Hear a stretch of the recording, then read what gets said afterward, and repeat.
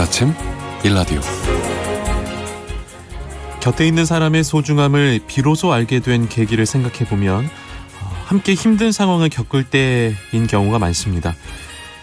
되돌아보면 여러 재난과 사고로 모두가 힘들었을 때 같이 위로하고 슬퍼하며 그 순간을 견뎌왔는데요. 이태원 참사 뒤에도 서로가 기대고 의지하며 조금씩 힘을 내고 있음을 느끼게 됩니다. 시간은 또 어느새 흘러서 오늘은 절기상 입동입니다. 예로부터 겨울은 흩어져 있는 사람들이 모이는 계절이라고 하죠. 따로 있을 땐 춥지만 함께라면 마음의 온도 역시 조금씩 높아지기 때문인데요. 다른 사람을 챙기고 위하는 마음이 나를 살리고 또한 따뜻하게 만드는 길이 아닐까 싶습니다. 앞으로 다가올 추위에 서로 조금씩 물리적으로 가까워지겠지만 아직은 코로나 상황인 만큼 실내에서의 안전수칙 여전히 잊지 않으셔야겠습니다. 11월 7일 월요일 오늘 아침 1라디오 시작합니다. 안녕하세요. 아나운서 강승화입니다.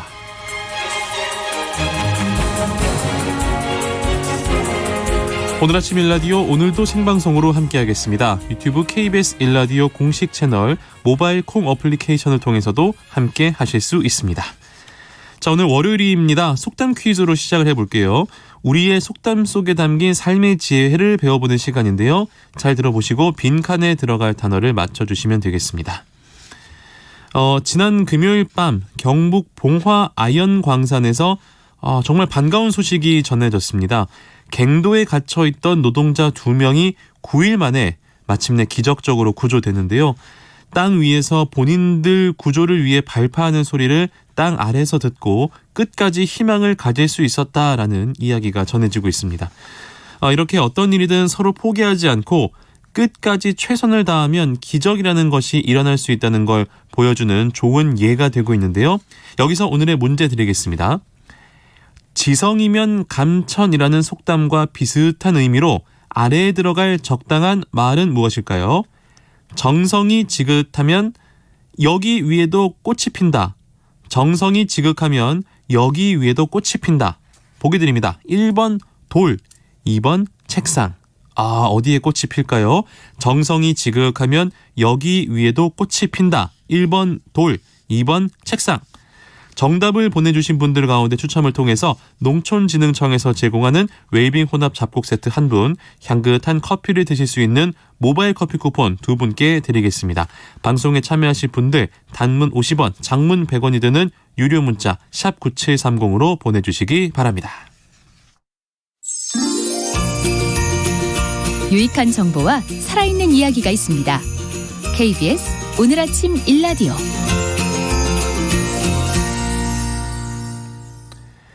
한 주간 농가에서 알아둬야 할 주요 농작업 정보를 전하는 시간입니다. 농촌진흥청 대변인실 정병진 농촌지도관 전화 연결돼 있습니다. 안녕하세요. 네, 안녕하세요. 네, 먼저 농가에서 관심 가질 만한 새로운 농업 소식부터 살펴보겠습니다. 약방의 감초라고 하죠. 감초. 그동안 90% 이상 수입에 의존을 했었는데요. 근데 이제 국내 적합 품종도 개발하고 대한민국 약전 등재까지 끝내서 이 감초의 국산화 길이 열렸다고요? 네, 감초는 중앙아시아 등 건조 지역에서 재배가 잘 되는 식물로 우리나라에서는 습도가 높아 재배가 쉽지 않았습니다. 농촌진흥청에서는 국내의 감초 자원 중에 만주감초와 유럽감초를 이종 교배하여 원감 품종을 개발하고 국내 식의약품으로 사용할 수 있도록 검증을 했습니다. 그리고 식약처와 2019년부터 의약품 품질 기준과 규격 설정에 필요한 연구와 검증을 진행했는데요. 기존 재배 품종인 만주감초보다 생산성과 약효 성분이 2배 이상 높고 전문 입병에 대한 정확성도 가지고 있어 안정적인 재배가 가능하다는 것을 확인했습니다. 그리고 독성학적으로 유해성이 없고 기존 품종 대비 양리 활성도 동등한 수준인 것으로 확인되었습니다. 이러한 결과를 토대로 식약처에서는 원감 품종을 대한민국 약전에 등재하기로 하고 고시 개정을 추진하고 있습니다. 농촌진흥청은 대한민국 약전 개정이 완료되는 대로 새 품종을 생산 농가에 보급할 계획이라고 합니다. 네.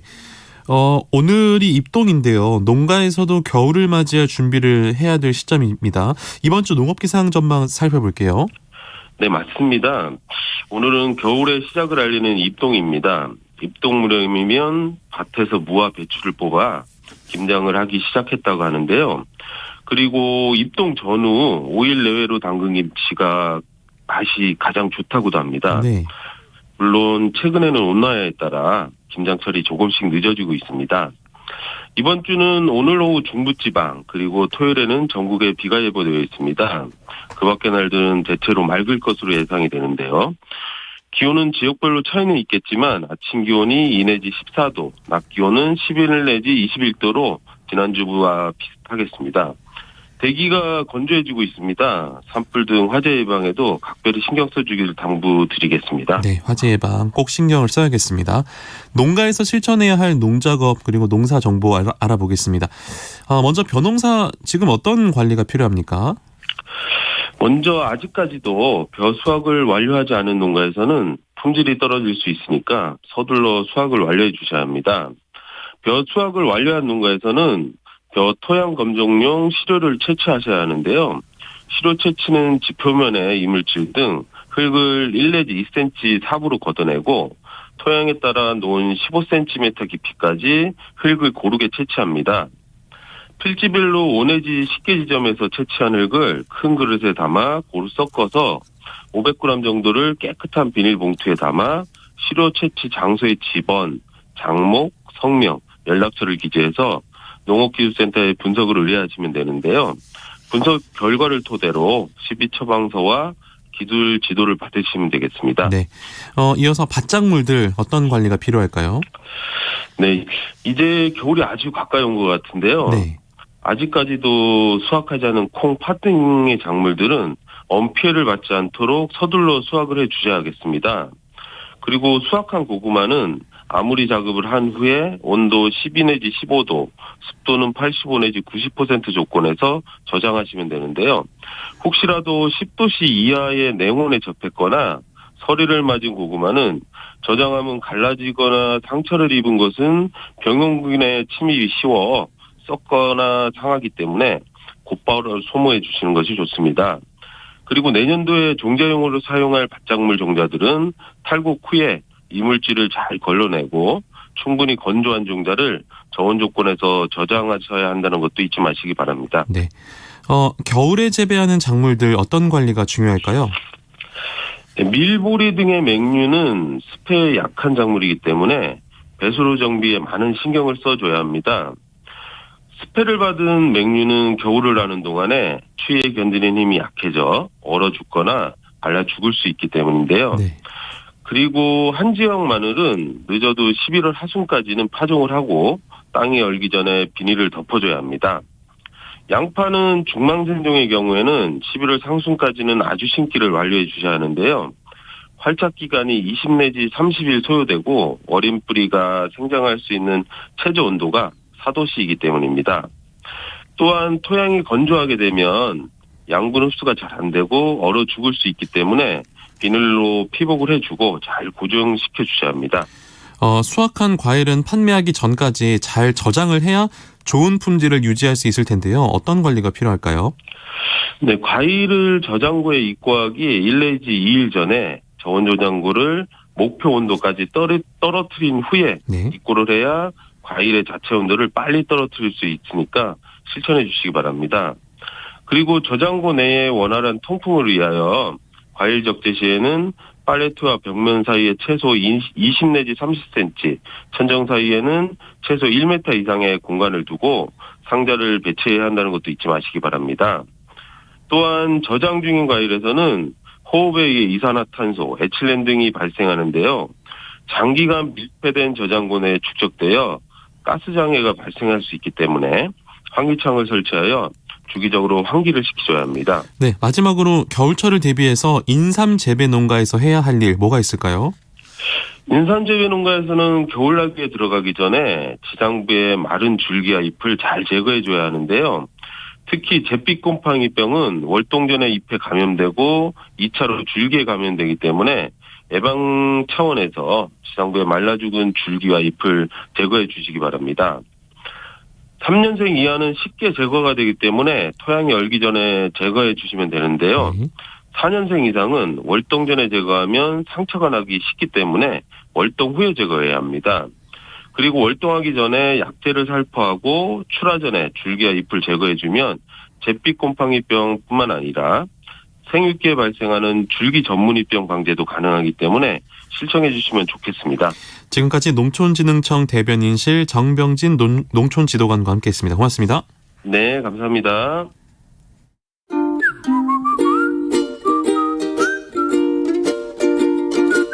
오늘 아침 일라디오 강승화 아나운서의 진행으로 듣고 계십니다.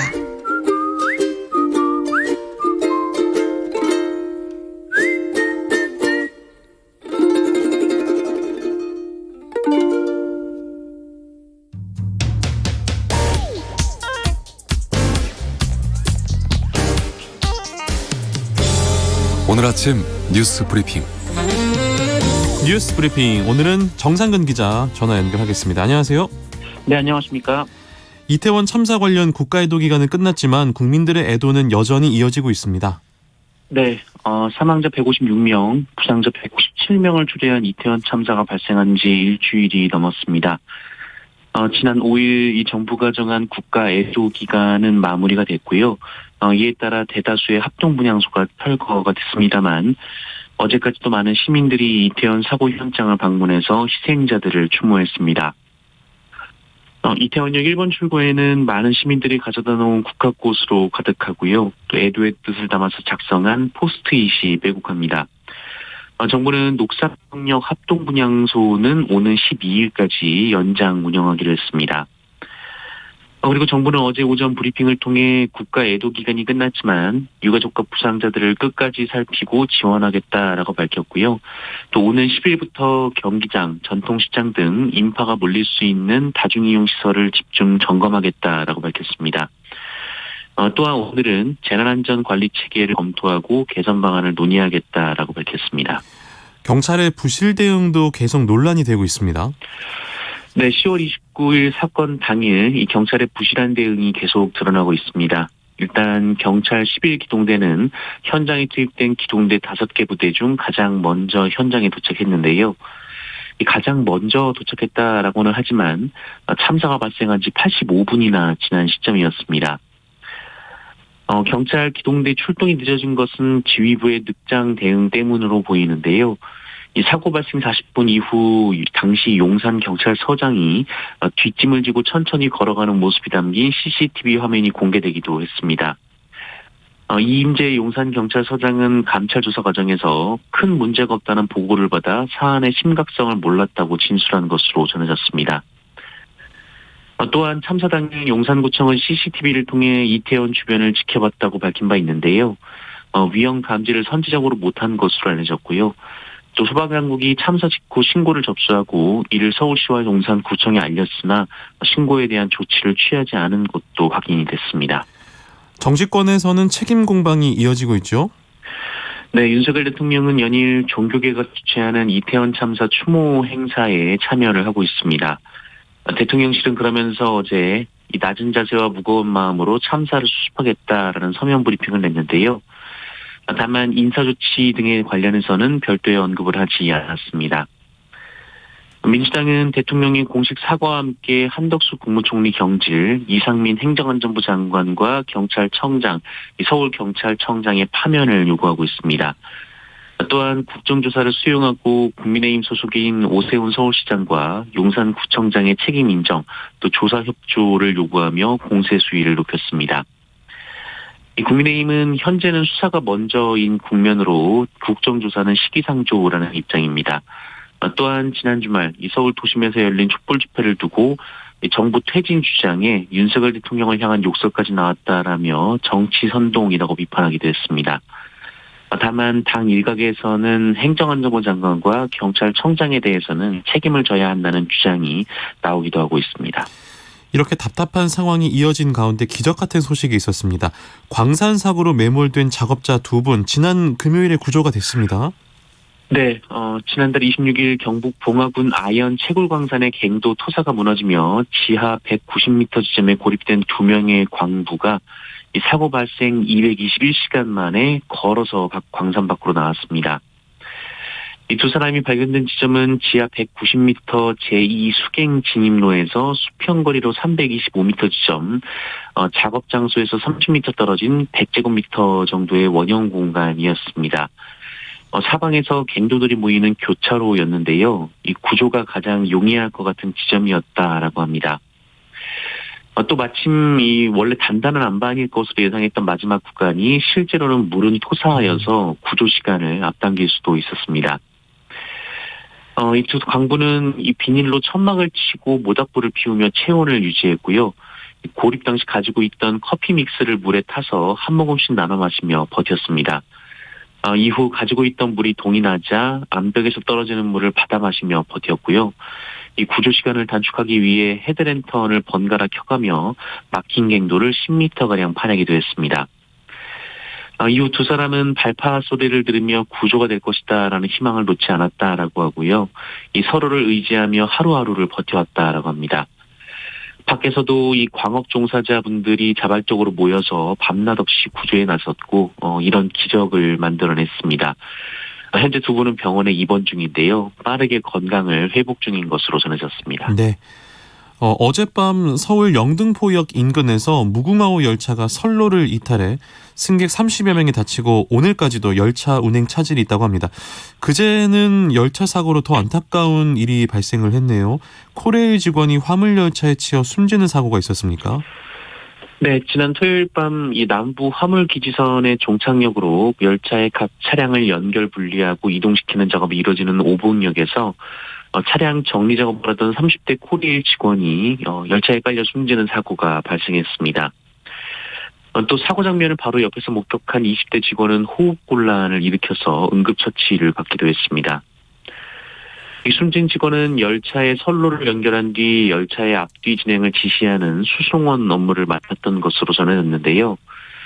그런데 선로 위에 서 있던 직원을 미처 보지 못하고 열차가 움직이는 바람에 사고가 났습니다. 국토교통부는 작업자와 기관사가 이 차량 정리 관련 규정을 제대로 지켰는지 또 이들 간의 의사소통에 문제가 없었는지 등을 다각적으로 살펴보겠다라고 밝혔고요. 불과 며칠 전에 철도안전 비상대책회의를 주재했던 원희룡 국토교통부 장관은 재발방지 대책을 마련할 것을 지시했습니다. 한편 코레일에서는 올해 1월 이 중대재해법 시행 이후 이번 사고를 포함해서 벌써 4명의 노동자가 숨졌습니다. 중대재해처벌법 시행 이후에 오히려 산재 사망 사고가 더 늘었다라는 통계도 있습니다. 네, 고용노동부가 어제 발표한 자료에 따르면 올해 1월에서 9월 총 483건의 사망사고가 발생해서 510명의 노동자가 숨진 것으로 드러났습니다. 지난해에는 정확한 자료는 없지만 언론에서는 지난해 같은 기간 492건의 사망사고가 발생해서 502명이 숨졌다라고 보도했는데요. 거의 변화가 없기는 하지만 올해 오히려 다소 늘기는 했습니다. 이 중대재해처벌법이 올해 1월 27일부터 시행이 됐는데요. 상시근로자 50인 이상 사업장에서 산업재해가 발생을 하면 사고를 예방하기 위한 의무를 다하지 않은 이 사업주, 경영 책임자를 1년 이상의 징역 또는 10억 원 이하의 벌금에 처할 수 있도록 하는 내용입니다. 하지만 아직 관련해서 이 재판 결과가 나온 사례가 많지 않을 뿐더러 이 산재 사고가 많이 발생하는 50인 미만 사업장은 아직 제외가 되어 있기 때문에 이 사각지대가 있다는 지적도 나오고 있습니다. 그렇군요. 어제 네이버 일부 서비스가 먹통되는 일이 있었나요? 네, 어제 오후 한때 네이버 뉴스와 카페, 쇼핑, 지도 등 여러 서비스가 한꺼번에 먹통이 됐습니다. 특히 게임 중계 서비스는 3시간 가까이 중단이 됐는데요. 이날 유명 게임 대회가 네이버를 통해 중계되고 있었는데 이 먹통 사태로 20만 명이 넘는 시청자들이 큰 불편을 겪었습니다. 네이버 측은 이 게임 대회 시청자가 많아서 이 평소보다 많은 접종량이 몰렸다라고 했고요. 일시적인 오류가 발생했다라며 이 무료 서비스에서 발생한 장애에 대한 보상 계획은 없다라고 밝혔습니다. 우리 해군이 어제 일본 해상자위대가 주최한 행사에 참석했는데요. 논란이 된 부분이 있었다고요? 네, 어제 일본에서는 일본 해상자위대 창설 70주년을 기념하는 국제 관함식이 열렸습니다. 여기에 우리 해군의 군수 지원함, 소양함이 참가를 했는데요. 우리 해군이 일본의 관함식에 참가를 한 것은 지난 2015년 이후 7년 만인데, 이 갑판에 도열한 우리 해군 장병들이 기시다 총리를 향해 대함 경례를 했습니다. 문제는 기시다 총리가 타고 있던 지휘함 이즈모함에 해상자위기인 우길기가 걸려 있었다라는 겁니다. 일본은 이 우길기를 걸고 세계 2차 대전을 일으켰고요. 그 전쟁 범죄의 최대 피해국이 바로 우리나라였는데요. 이 깃발에 대고 우리 해군 장병들이 경례를 한 셈이 됐습니다. 민주당은 윤석열 정부가 국민의 반대에도 기어코 우리 해군이 일본 우길기에 거수 경례를 하도록 만들었다라고 비판했는데요. 정부는 과거 참석 사례와 안보 상황, 자유함기를 인정하는 국제 관례 등을 고려했다라는 입장입니다. 다음은 해외 소식으로 가보도록 하겠습니다.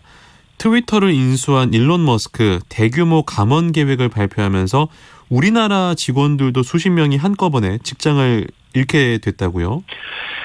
네, 일론 머스크 테슬라 최고 경영자가 트위터를 인수한 지 일주일 만에 전 세계 직원 중 절반가량을 전격적으로 해고했습니다.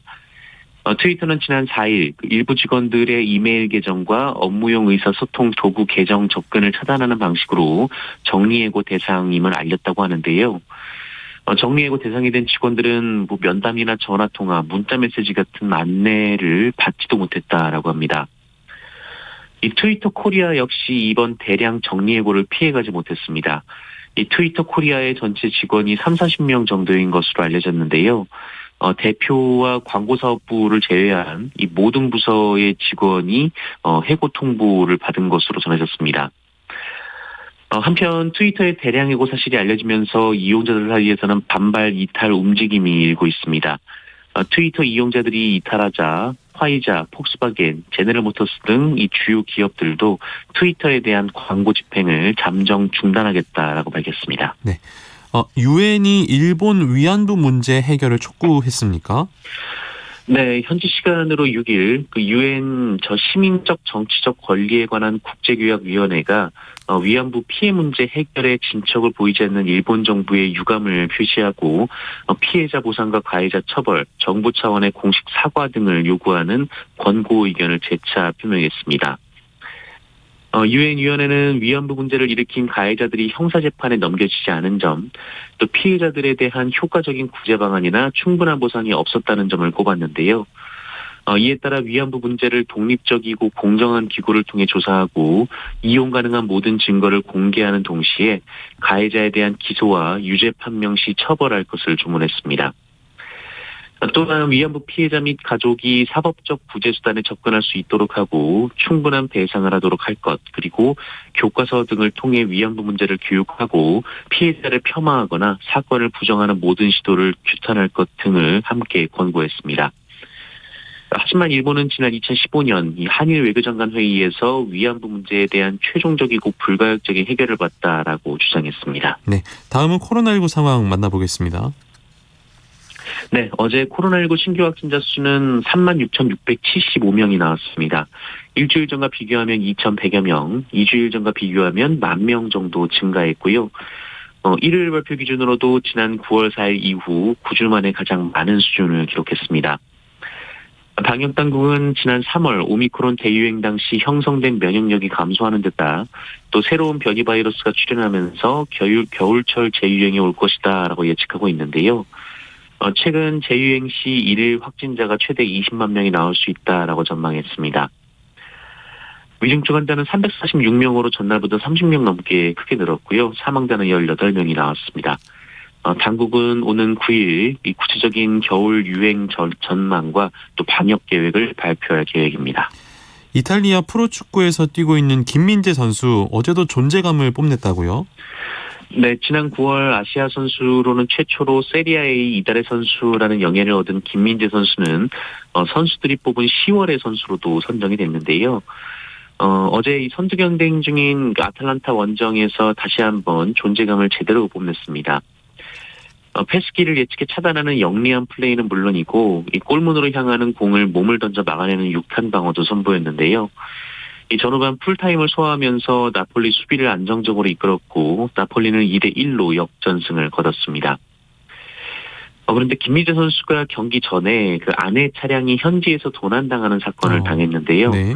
하지만 전혀 흔들리지 않는 철벽 수비를 보여주면서 또 동료들로부터 찬사를 받기도 했습니다. 뉴스 브리핑 지금까지 정상근 기자가 전해드렸습니다. 고맙습니다. 고맙습니다. 건물이 밀집되어 있는 도심에서 화재가 발생하면 대형 참사로 이어질 위험성이 높습니다. 불을 발견하면 먼저 불이야 하고 큰 소리를 외쳐 알리면서 화재 경보 비상벨을 누릅니다. 119로 전화해 불이 난 내용을 간단 명료하게 설명한 뒤 주소를 알려주고 소방서에서 알았다고 할 때까지 전화를 끊지 않습니다. 초기 진화에 나설 땐 전기 스위치와 가스 밸브부터 내리고 소화기와 옥내 소화전 등의 소방시설을 이용합니다. 단, 전기 화재에 물을 뿌리면 감전 위험이 있고 기름 종류 화재에 물을 뿌리면 불을 키우는 경우가 있는 만큼 주의해야 합니다. 대피할 땐 엘리베이터가 아닌 계단을 이용하되 아래층으로 갈 수 없을 때는 옥상으로 대피해야 하는데요. 유독가스를 피하기 위해 가능한 몸을 낮추고 젖은 수건으로 코와 입을 막습니다. 대피했다면 바람이 불어오는 쪽으로 구조를 기다리면 되는데요. 정확하고 침착한 대처가 큰 피해를 막을 수 있습니다. 화재 피해 예방, KBS 라디오가 함께합니다.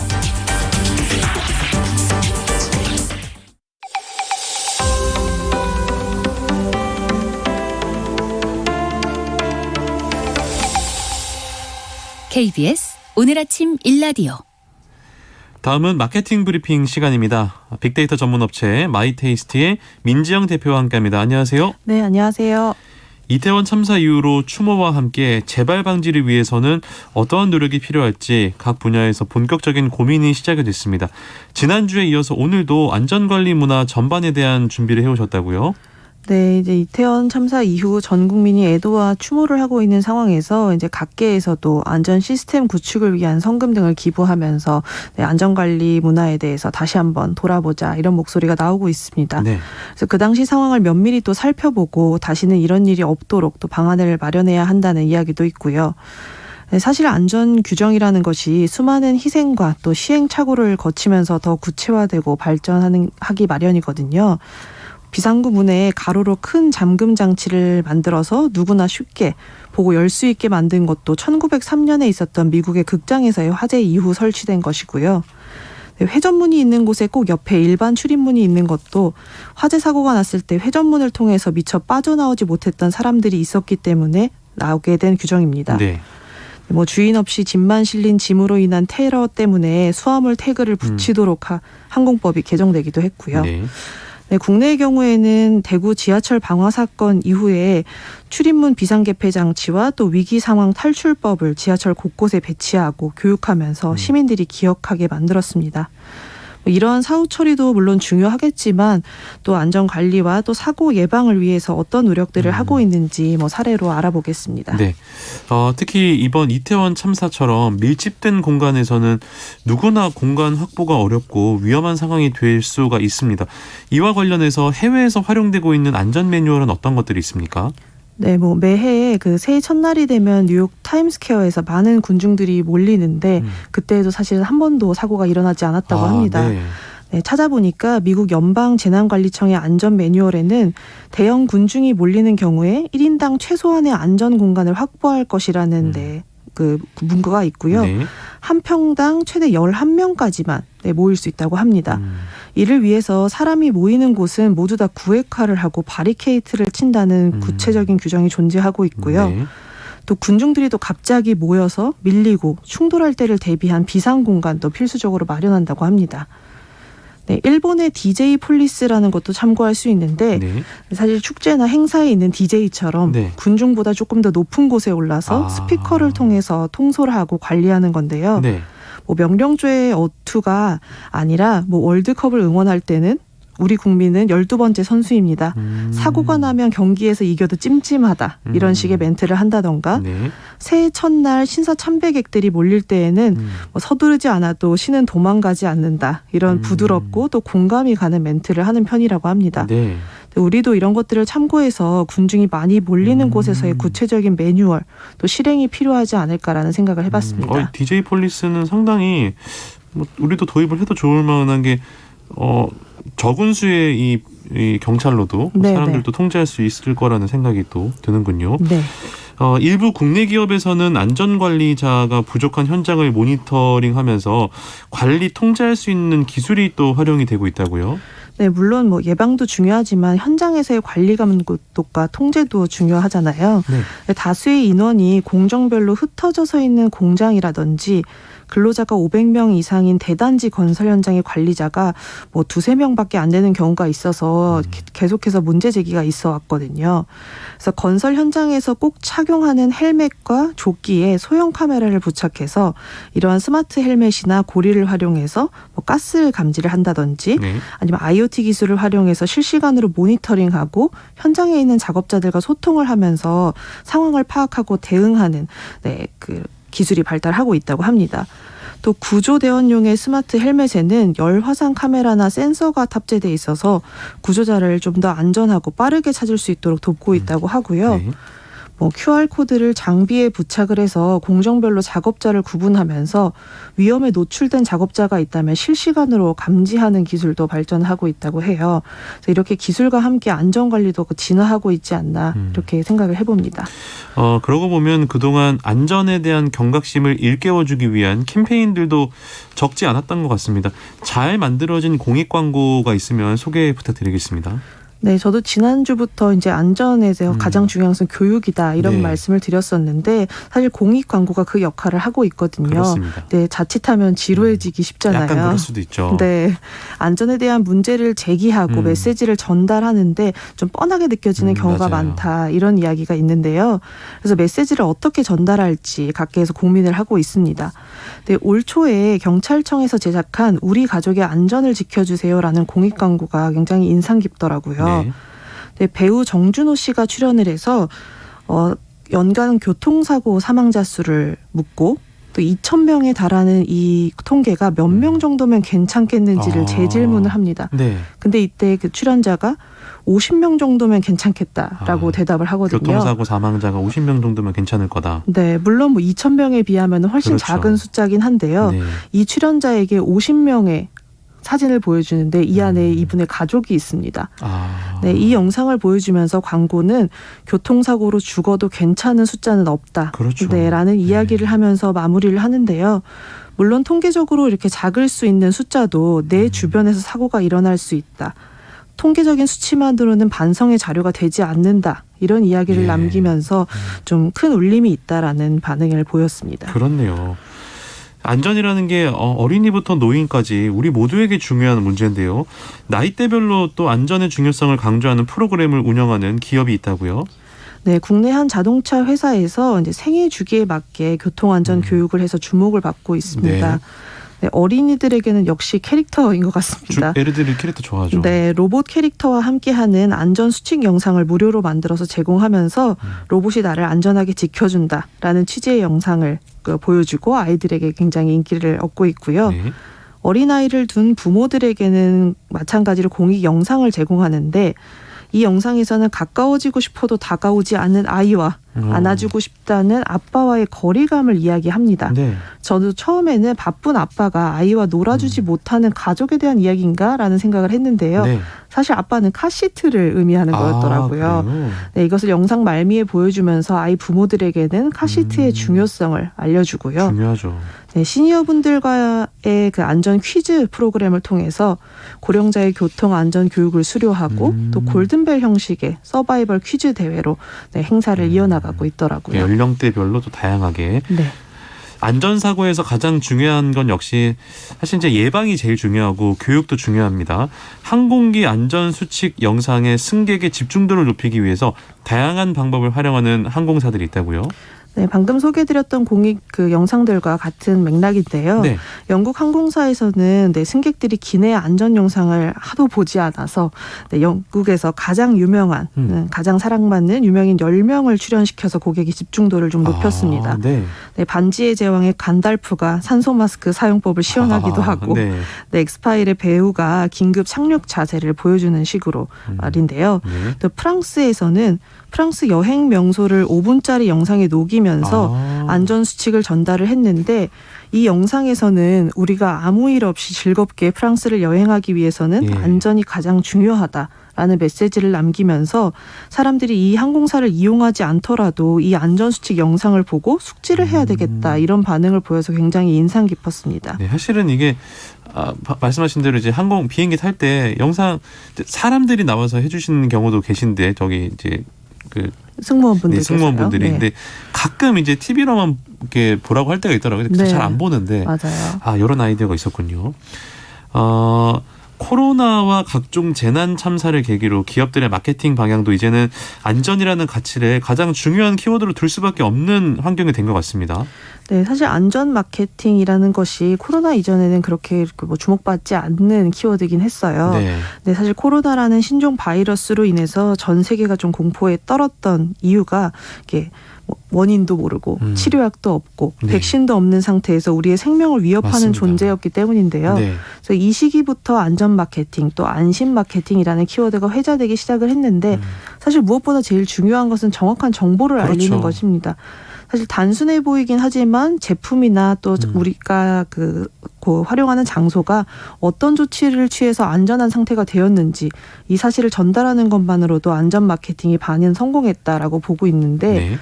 네, 코로나 이후에는 공공장소나 시설에 손 소독제를 비치하고 직원들이 손 씻기 등을 철저히 하는 등 위생 관리를 하고 있다라는 이 단순한 사실도 문구로 알리는 적극적인 태도가 필요를 할 것 같고요. 네. 이뿐만 아니라 여러 가지 안전 수칙에 대해서 말하지 않아도 누구나 다 알 것이다라는 생각을 버리는 것이 그렇죠. 또 안전 마케팅의 시작입니다. 네. 알고 있는 안전 수칙도 반복해서 전달을 하고 예방법을 전파하는 것이 가장 중요할 것 같고요. 이렇게 또 모두가 각자의 자리에서 안전을 위해서 노력하는 것이 중요한데 또 개인부터 기업, 정부, 사회 전체가 최선을 다해야 다시는 이번 일과 같은 일이 발생하지 않을 것이라는 생각이 들었습니다. 네, 지금까지 마케팅 브리핑 마이테이스트의 민지영 대표와 함께했습니다. 고맙습니다. 네, 감사합니다.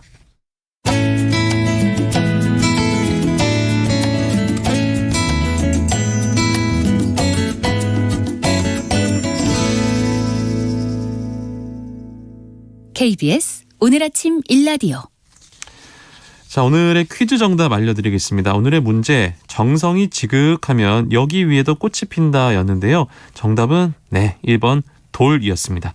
정성이 지극하면 돌 위에도 꽃이 핀다 였는데요. 정성을 다하면 아무리 어려운 일도 해낼 수 있다는 것을 비유적으로 이르는 말입니다. 최근에 우리 주변의 일들을 통해서 볼 때 크고 중요해 보이는 일뿐 아니라 작고 사소해 보이는 일부터 서로 정성을 기울이고 최선을 다해야만 안전한 일상이 주어진다는 걸 알 수가 있었습니다. 자, 오늘도 정답 맞춰주신 분들 많은데요. 1700번님 정답 1번 돌. 오늘 아침 일라디오를 청취하면서 항상 새벽을 여는 환경미화원입니다. 강승화 아나운서의 목소리 들으면 항상 마음이 따뜻해집니다. 방송 항상 감사합니다. 라고 보내주셨네요.